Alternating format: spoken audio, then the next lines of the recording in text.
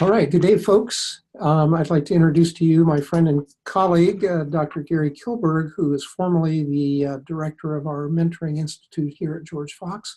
I thought it would be good for you to have a chance to listen to some of Gary's thoughts about what it means to organize mentoring programs, evaluate programs, participate as a mentor over the many years that he was involved with that here at Fox. So welcome, Gary. Glad you're here. Thanks, Scott. Yeah. So I just have a couple of questions for you. And as we've talked about this a little bit ahead of time, I feel like, you probably can answer these off the top of your head. And I'd like to start by just having you tell us a little bit about your professional and scholarly engagement and mentoring over the years. Well, I've taught for some time, I think something like 45 years, and about 20 of those years have been in high school. And I'm stepping back in time to say that one of the programs that we developed, and it wasn't just me, the program was already in place nationally. It was called Natural Helpers. And it was an outreach to students at the high school who were, had issues, et cetera. And basically we were just kind of a connecting point for counselors. And we had gone through training and everything for that. Stepping forward, I've always been interested in mentoring in some way, shape, or form. And at George Fox, I was given the opportunity to, along with Eloise Hockett, to design and develop a mentoring program for the university, which would be an outreach to the public school system. And that was just really a marvelous opportunity to just make those connections, to be of service to other people. And I am actually not sure how many school districts we worked with: Hillsborough, David Douglas High School, Lynn Benton, and just a host of other large and small schools to assist them in developing a mentoring program and then providing them support throughout in terms of in-services and the like. Scholarly activities, I've written quite a bit with regard to mentoring for a variety of different journals. And essentially, that was always a result of what happened, both good and bad, which I'll talk about just a little bit. I was on the board of directors for the International Mentoring Association and served there for about 5 years. And so I've had a really wonderful career in terms of assisting people, and also kind of developing my own skill level with regard to life skills and how I relate to people nowadays. Yeah, thanks. Sure. I was wondering, do you remember about what time we actually started the mentoring outreach here at Fox? Oh boy, no, I would probably guess 2007 or 2008, something like that. Okay. Yeah, and as I recall, you even did some mentoring with non-educators, right? You did some hospital chaplaincy and something like that? Yeah, we worked with, we worked with a hospital in the area and one of the largest trauma centers, and worked with the chaplains there in terms of the mentoring program. Again, I'll talk about that at another point. Okay. And we also worked with the Northwest Yearly Meeting with regard to their pastors. Trey Doty was also helped Eloise and I because he had a connection there as a Quaker.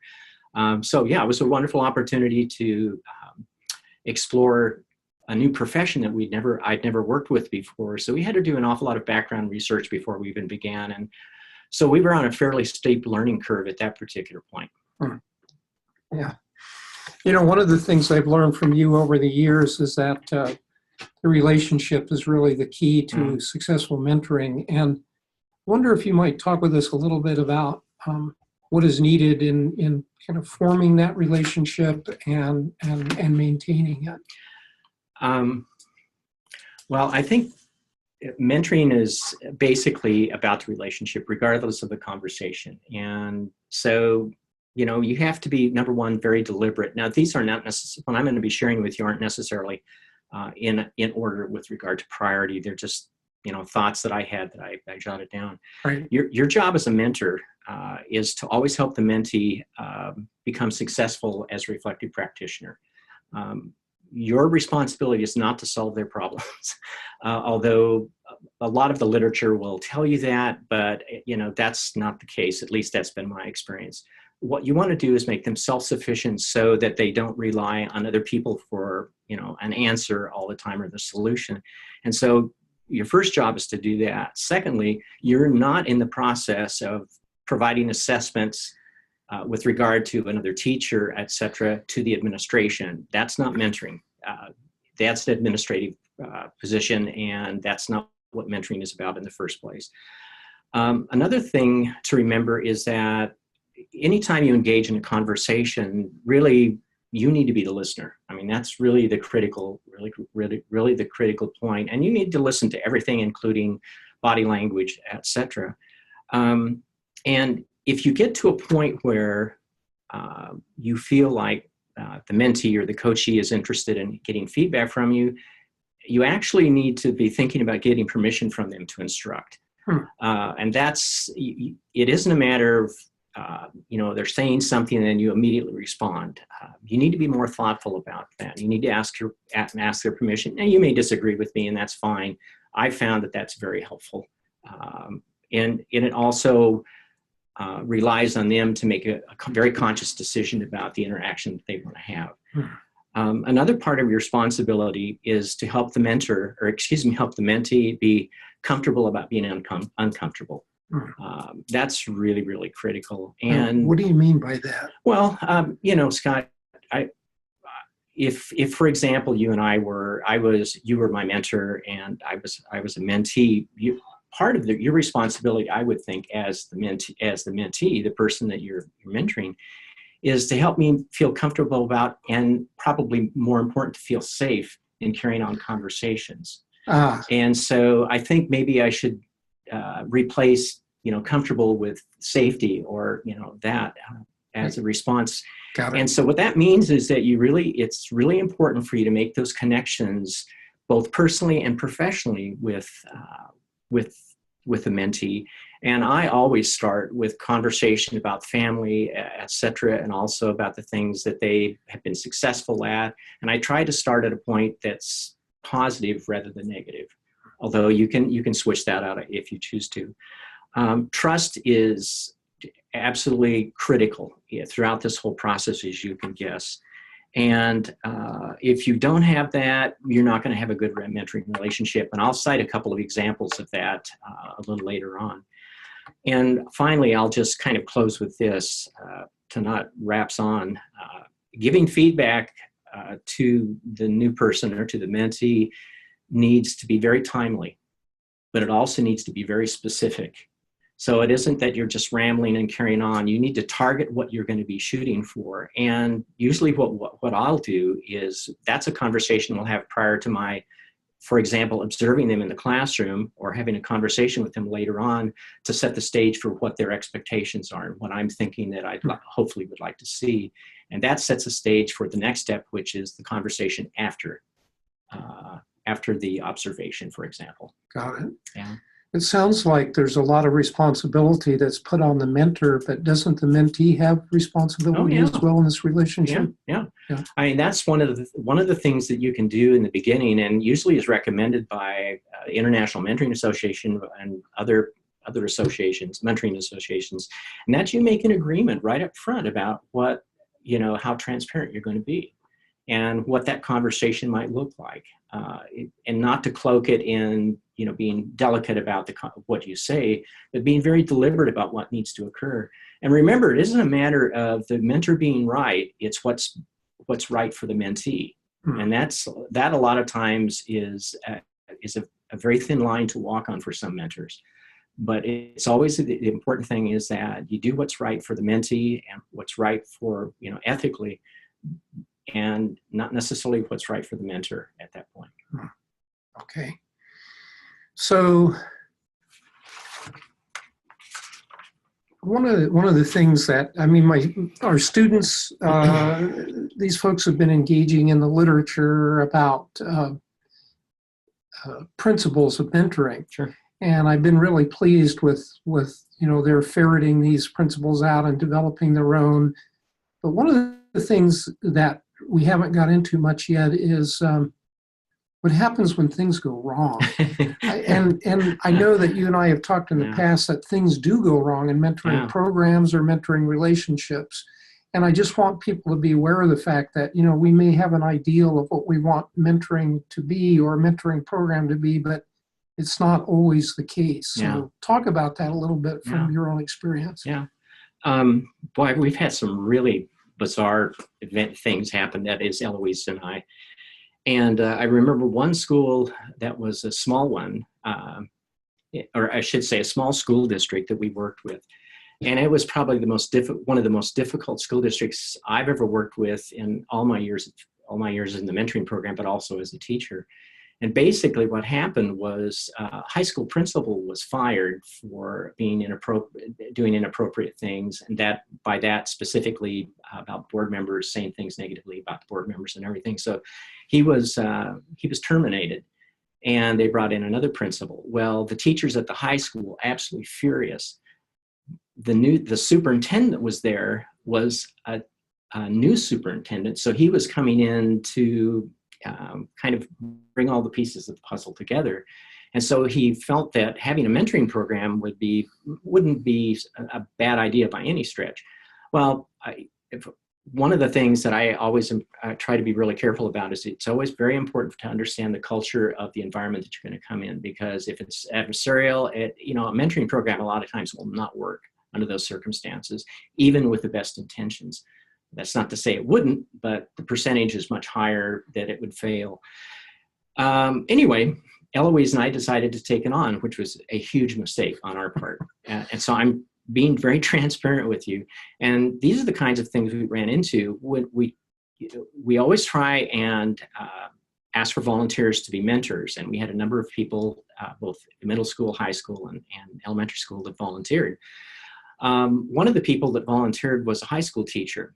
One of the things we didn't know is he had some very bad things to say about the administration, the school board, etc. And what he did was he conveyed that in a very secretive way to the mentee that he was working with. Oh boy! And that was just an ongoing until we found out. And then at that point, we said, this is not working out.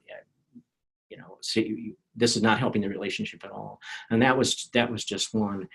And we had a number of situations where in mentor training, we had several of the mentors who were not supporting the administration, that did not like the fact that the high school principal was terminated, etc. And what they wanted to do was during the mentor training was argue about why that was bad. And so they were always trying to move the conversation from one spot to another. So that's just one example. One of the things that I found that was most helpful, and this is pointing more towards scholarly, and that's that most of my scholarly work the bent is towards talking about the challenges mentoring programs face, as opposed to all the really great things that occur. And there was a group of pastors that we were also working with, and it was I thought that this would be just an amazing opportunity. Again, Trey Doty was participated, Eloise and I were along as well too. And after diagnosing the culture, we noticed one of the things is that it was also very adversarial, which I just wasn't even on my radar screen, that you would have clergy that would be in opposition to one another and have a lot of infighting. Well, it turned out almost the same thing that happened with the one school district I just shared with you with the pastors. And I remember one pastor, when I was in to chat with him about the mentoring program, telling me that he just didn't trust me because he was afraid that I was giving away, his conversations and his colleagues' conversations to the administration, which would then impact them with regard to an assessment. And we weren't doing that, but anyway. So you run into a lot of things, and I think that you have to be very careful about, what you would like to, who you would like to work with, and why you want to work with them. Remember, you're trying to help the person, not hinder them in any way. And sometimes the best answer is no, as opposed to saying yes. So, just one example. Several of the students pointed out that lack of time is an issue. Oh, yeah. And I just wonder, because we've been focused so far on kind of the mentoring from the mentor-mentee relationship, but in the course. Yeah. But I'm wondering, is there some kind of commitments that need to be made from the organizational level to ensure that the mentor-mentee have the time they need? I mean, so it's not just a perfunctory, hey, I'm going to show up a couple of times and have a conversation with you. Yeah. Well, your students are exactly right. One of the things that was a common theme with regard to challenges was the issue of time. And one of the things that we always did at the beginning is we met with a group of teachers, we met with the administration, those people who would typically be participating. And what we did is we formed a planning group to design the entire mentoring program from beginning to end based on the culture that existed at the school. And one of the things that was terribly important was to set not time limits, but to set timelines with regard to how long in-services would last, how long if there was opportunities for mentors to observe the mentees. And by that, I mean, if you're a practicing teacher and you're supposed to observe another teacher, somebody's got to create a time pocket or a timeline for you to get out of class in order to do that. Right. And that was huge for a lot of people. And how much time you spent in the classroom, how much time you spent with each person, finding the time to visit with them about and give them feedback. So all of those things, all compiled into a fairly large basket. So as I said, that was probably the biggest factor with regard to challenges.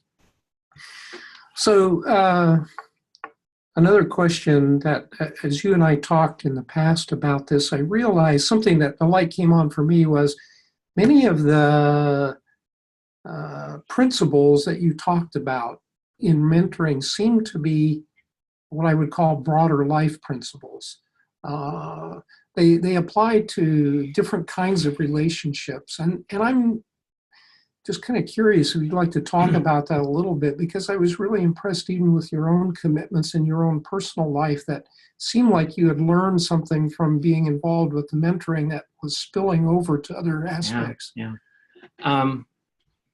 It was after you and I talked about it a little bit, one of the things I find is that there's a lot of things that I do that's intuitive, so I don't really think about it. And part of it is that's just, a lot of practice. But essentially, I think for me, and this is just me as a Christian, first thing that I do is always call on God for a conversation about, okay, how do I handle the situation? What kind of the direction I needed to go, etc. And typically, whether you're a Christian or not, these principles that I'm going to share with you, I think are just, a part of who you are and how you carry out your life. What the mentoring program does is help you refine those for your own self, and both personally and professionally. The first thing is you have to be a person of integrity, high ethical values, and you always need to, whatever you do, your behavior always must be congruent with that integrity and the ethics. Once you start, getting away from that, the difficulty with it is that a lot of times your behavior doesn't match what you're saying, and that can get you in all kinds of trouble in a mentoring program, but also in your own home life as well. You also need to be competent in what you're doing. So just because you're called upon to be a mentor, one of the things that you have to recognize, or just who you are, like Gary Kilburg, is what am I good at? What am I not good? But also knowing what your limitations are and who you can call on if you need more help. And always remember that whether it's personal or professional, you're not always the answer. You're not always the answer. But it's important for you to realize that there are others that you can call on, or other people can call on to, provide that assistance. You also need to be transparent. I've made a lot of mistakes in my teaching career, both professionally and also in my personal life as well. But I also believe that I'm being called on to recognize that when that happens, God expects me to learn from it. So again, whether you're a believer or not, the fact still remains that you have an opportunity, if something goes south on you, to do something about it with regard to processing what you might do differently.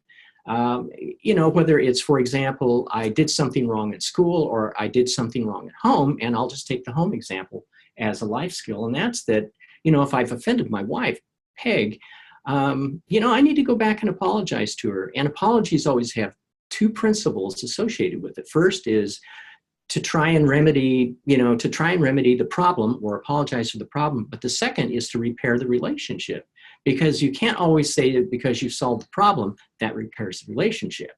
And that would be inaccurate to say that. You also need to be humble. Again, you're not the answer to everything.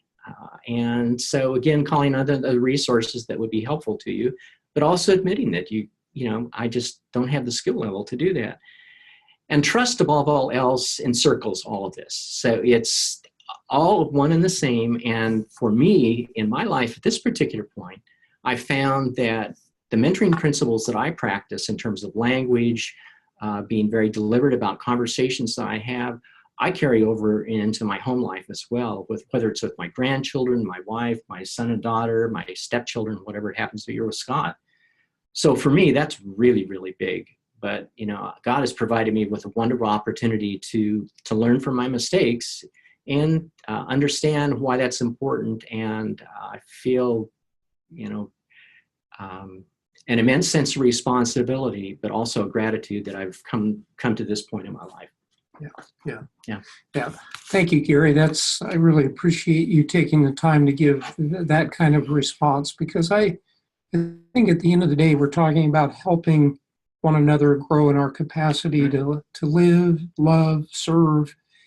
And education particularly is a pretty demanding profession. Yeah. And I know how easily in my recent past, the demands of my job would just kind of bleed over into my personal life. Yeah. And I think it does for a lot of teachers and administrators. So that's good. Thanks. Yeah, sure. All right. Well, I think that's it. I appreciate you coming in. Thank you, Scott, very much. And I look forward to getting some feedback from the students about how helpful this was to them. I'd be interested in the feedback too, if they were able, or if that was okay with them. Well, we'll see what we can do. All right. Take care. Okay. Thanks, friend.